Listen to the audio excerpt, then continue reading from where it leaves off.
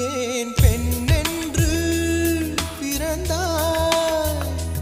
ஏன் என் கண்ணில் விழுந்தாய்? ஏன் ஒரு பாதி சிரித்தாய்? என் உயிர் பூவை எரித்தாய்.